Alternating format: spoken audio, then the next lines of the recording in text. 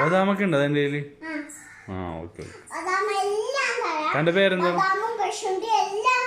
തൻ്റെ പേരെന്താ? എന്ത് മിസ്സാണ്? മിസ് പേൾ എന്ന് വരും. ഓക്കെ.